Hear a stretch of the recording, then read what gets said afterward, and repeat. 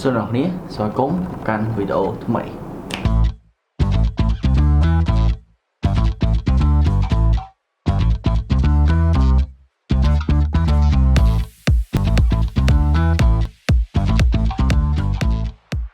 Cho nên cư dân nó mà nhiều về con thì muốn nâng rương.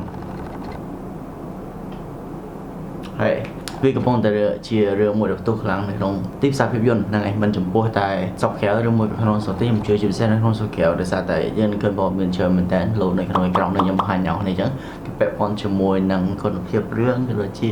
អត្រាលក់ចេញរបស់សម្បត្តិដែលវាមានបញ្ហាច្រើនមែនតើអញ្ចឹងអ្នកនរបានឃើញអញ្ចឹង poster ខាងក្រោយគឺជារឿង Snow White ដែលជា version មនុស្សខ្ញុំអត់ដឹងថាគេធ្លាប់ធ្វើរឿង Snow White version មនុស្សអត់ទេក៏តែសម្រាប់ខ្ញុំគឺខ្ញុំអត់ដែរមើលទេខ្ញុំធ្លាប់តែមើលតុក្កតាជំនាន់ឆ្នាំ1900ជាងអញ្ចឹងណាហើយ Snow White គឺជារឿងមួយក្នុងចំណោមរឿងដែលខ្ញុំចូលចិត្តជាស្អែកមែនតើមករយៈនេះដែលខ្ញុំអត់បានចេញវីដេអូច្រើនអ្នកនរឃើញហ្នឹងគឺខ្ញុំមានសារ៉ាប់ថ្មីហើយថ្មីនេះគឺមិនមែនថ្មីរយៈពេលវែងណាគឺរយៈពេលខ្លីដូច្នេះនឹងមានការផ្លាស់ប្ដូរសារ៉ាប់តទៀតអញ្ចឹងថ្ងៃនេះតែខ្ញុំនឹងព្យាយាមនៅសារតែមានវីដេអូមួយចំនួនដែលខ្ញុំគិតថាវាមានប្រយោជន៍ហើយខ្ញុំចង់ចេញនៅក្នុងអំឡុងពេលដែលខ្ញុំនៅ setup មួយនេះហើយខ្ញុំលើក3ចំណុចដែលខ្ញុំគិតថាជាមូលហេតុដែលធ្វើឲ្យរឿងហ្នឹងគឺមានបញ្ហាក៏ដូចជា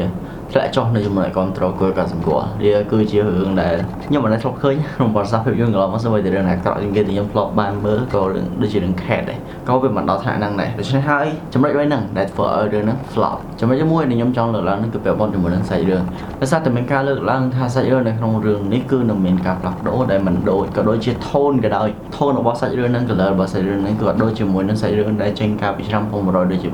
1937ទេហើយចំណុចនេះគឺធ្វើឲ្យ fan សង្ហាចិត្តមែនតើដោយសារតែយើងចង់ទៅមើលភាពយន្ត Snow White គឺយើងចង់ឃើញ Snow White ដែលយើងធ្លាប់ស្គាល់មិនមែនយើងចង់ឃើញ Snow White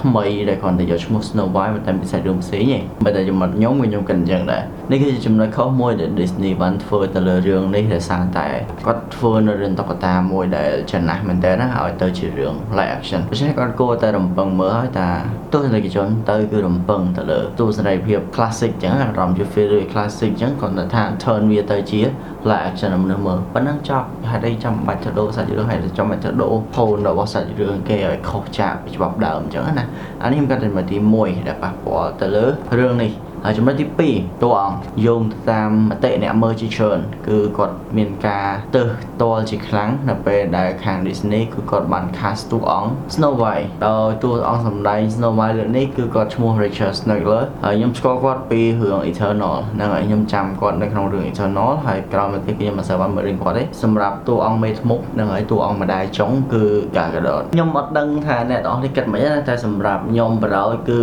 ចំណុចថាសម្រាប់វាជារឿងម្យ៉ាងតែអាចថាអានេះដោយសារតែ Snow White គេចង់ធ្វើជាលក្ខណៈថាបែបផែនថ្មីអាហ្នឹងដូចខ្ញុំបកទៅចំណុចទី1អញ្ចឹងគឺគេធ្វើជាលក្ខណៈថា mood ថ្មីប្រភេទថ្មីរបស់ film ដែលវាត្រូវជាមួយនឹងជំនាន់នេះអីចឹងទៅអានេះគឺសាច់ទៅលើកំហុសគេចឹងទៅតែចំណុចសំខាន់គឺ cast តួអង្គមិនតែធ្វើរឿងមុខមាត់តែប៉ុណ្្នឹងឯងដែលមានបញ្ហាគឺតួអង្គស្រី Snow White ហ្នឹងគឺគាត់មានគោលគំនិតមួយគឺធ្វើការកែប្រែសាច់រឿងអញ្ចឹងណាដោយសារតែខ្ញុំបានមើល interview របស់គាត់មួយនៅក្នុងការនៅមុនពេលដែលគេចាក់ម្ចាស់រឿងនេះគឺបានន័យថានៅក្នុងអំឡុងពេលដែលគាត់ថតហើយតែនៅអំឡុងពេលដែលរៀបម្ចាស់ម្ចាំងគឺតាមច្បាប់គឺគេត្រូវធ្វើជាលក្ខណៈថា promotion ទៅធ្វើជា marketing អញ្ចឹងណាគឺព្យាយាមឲ្យតួសម្ដែងមួយគឺនិយាយល្អពាក់ព័ន្ធជាមួយនឹងសាច់រឿងឬមួយក៏រឿងរបស់ខ្លួនតួអង្គគាត់បានបញ្ចូលនៅគំនិតផ្ទាល់ខ្លួនរបស់គាត់ដែលខ្ញុំមិននិយាយថាគាត់បញ្ចេញគំនិតខុសទេក៏ប៉ុន្តែក្នុងន័យអ្នកនរចូលរស័ព្ទវីដេអូរបស់ខ្ញុំបន្តវីដេអូនេះ You said you were bringing a modern edge to it on stage. What do you mean by that? I just mean that it's no longer 1937, and we absolutely wrote a Snow White that she's not going to be saved by the prince. She's not going to be saved by the prince, and she's not going to be dreaming about true love. She's dreaming about becoming the leader she knows she can be, and the leader that her late father told her that she could be if she was fearless, fair, brave, and true. And so it's just a really incredible story for, I think, young people everywhere to see themselves in. Snow White is running for president. I'm launching my campaign. I am. ចឹងក្នុងវីដេអូនេះគឺគាត់បានលើកឡើងពីជាមួយនឹង Snow White ពីមុនវាជាលក្ខណៈថា classic ចាស់កម្រិលអញ្ចឹងណាហើយមកដល់សម័យឥឡូវគឺ Snow White គាត់មិនដាក់បដោតទៅលើរឿងហ្នឹងមិនបដោតទៅលើស្នេហាពិតតែម្យ៉ាងដោយសារតែអានេះស្ត្រីមានសិទ្ធិការច្រើនជាងមុនអញ្ចឹងណានេះតាមតែលើគាត់និយាយនៅក្នុងនេះទេខ្ញុំនឹងដាក់ subtitle អ្នកនរគ្នាមើលដូច្នេះហើយការដែលគាត់ប្រើភាសាអញ្ចឹងដើម្បីបន្តបង្អាប់ភាពយន្តដើមណាអានេះវាជាហេតុផលមួយទៀតដែលធ្វើឲ្យ fan ដែលចេះហៅថាចូលចិត្តនៅតុក្កតា classic ជំនាន់មុនគឺខឹងជាមួយនឹងគាត់មែនទែនដោយសារតែគាត់សម្ដែងរឿងយកលំនាំតាមរឿងចាស់ហើយគាត់រិះគន់នៅរឿងចាស់ទៀតអញ្ចឹងបានន័យថាគាត់ចង់បង្ហាញក៏ប៉ុតគោលដៅរបស់គាត់ខ្ញុំយកគឺរបៀបថាគាត់ចង់បង្ហាញពី vision ថ្មីពីទស្សនៈឬមួយក៏ពីការយល់ឃើញថ្មីទៅលើតួអង្គ Snow White ក៏ប៉ុន្តែអ្នកមើលគាត់អត់ទទួលយកបានទេគឺគាត់ប្រឆាំងមែនទែនត្រង់ចំណុចហ្នឹងហើយអាហ្នឹងគឺវាជាអត្តពលខ្លាំងមែនទែនទៅលើរឿងដោយសំបីតែពេលដែល trailer ចេញមកគឺចំនួន dislike គឺមានច្រើនខ្លាំងមែនទែន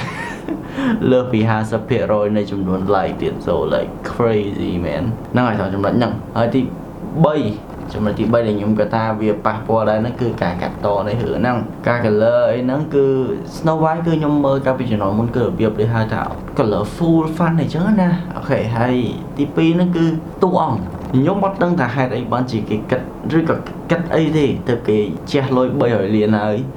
យកតួអង្គមនុស្សតឿតែ7អត់យកមនុស្សតឿមែនតើទៅសម្ដែងទេគេធ្វើ CGI ហេតុអីបានធ្វើចឹងខ្ញុំអត់ដឹងថាមិនការដែលយកតួអង្គហ្នឹងវាជារឿងថាម៉ាស់ឬមួយក៏អត់ខ្ញុំអត់យល់ដែររឿងហ្នឹងថាចំណុចហ្នឹងក៏ប៉ុន្តែរឿងហ្នឹងគឺជាចំណុចមួយដែលអ៊ីនធឺណិតក៏ធ្វើការផ្ទុះមែនតើដល់ពេលញ៉ៃខុសគ្នាចឹងថា like what មិនហើយគ្រាន់តែយករកតួអង្គ7នេះដែលជាមនុស្សដែលតឿហ្នឹងយកមកប្រើហ្នឹងគឺអត់បានឬមួយក៏មិនចាំបាច់ទៅធ្វើ CGI ដែលមើលទៅវាអត់ធម្មជាតិមើលទៅវាអត់តំណងអីចឹងណាអញ្ចឹងទាំងអស់ហ្នឹងគឺការកាត់តសរុបទៅគឺវាធ្វើឲ្យរឿងហ្នឹងគឺរងបានការរិះគន់ច្រើនមែនទែនរហូតដល់បានបន្ទុកនៅក្នុង IMDb តែមួយចិត្តជាងណាមួយចិត្តជាងគឺទាបមែនទែនណាបច្ចុប្បន្នហ្នឹងគឺ rate នៅក្នុង IMDb គឺបានតែ 1.6 ឯងអញ្ចឹងវាជាបន្ទុកដែលទាបមែនទែននៅក្នុងចំណោមរឿងផ្សេងៗទៀតអញ្ចឹងហើយរឿងនេះគឺវាប៉ះពាល់មែនទែនហើយអធិស្ឋានផងដែរដោយសារតែខ្ញុំមកលើមិននឹងពេញហើយក៏មិនមែនសៀមរាបដែរគឺខ្ញុំអត់តាមបានតែមើលរឿងនេះទេក្រោយពីតាមដានព័ត៌មានដោយសារតែមួយរយៈហ្នឹងគឺខ្ញុំបានតាមដានព័ត៌មានភាពយន្តតទៅផ្សេងៗដែរអញ្ចឹងណាហើយព័ត៌មានតទៅជាមួយនឹងរឿងនេះគឺបានផុសឡើងមកក្នុងលេខចង់និយាយថាច្រើនដងដែរវាធ្វើខ្ញុំចាប់អារម្មណ៍ហើយក៏ធ្វើវីដេអូមួយទៅប្រព័ន្ធជាមួយនឹងរឿងនេះហើយក៏មួយទៀតគឺខ្ញុំរៀង sorry ណាស់នេះមែនតើខ្ញុំខាត់ចេញវីដេអូយូរដោយសារតែឥឡូវគឺខ្ញុំកំពុងតែមានការផ្លាស់ប្ដូរអីជាច្រើន and also good news គឺខ្ញុំរៀនចប់គឺចប់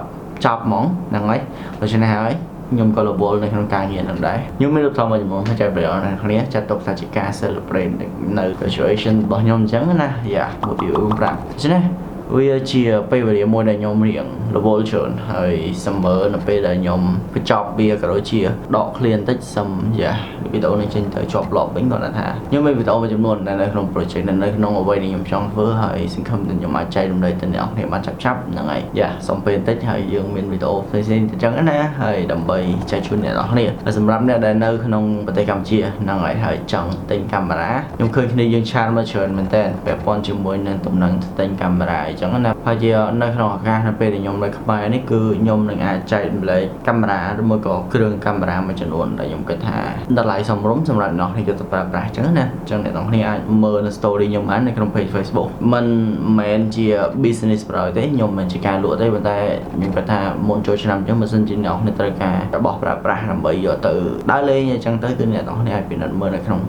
Facebook page របស់ខ្ញុំបានខ្ញុំមិនតន់បើកលក់ជាហាងហ្មងទេគ្រាន់តែថាខ្ញុំមានរបស់ខ្លះចឹងបើសិនជាអ្នកត្រូវការអាច check out បានចឹងសង្ឃឹមថានេះជាវីដេអូនេះអរគុណសម្រាប់ការទស្សនាវីដេអូនេះតាមរំលឹកចប់យើងជួបគ្នានៅវីដេអូក្រោយ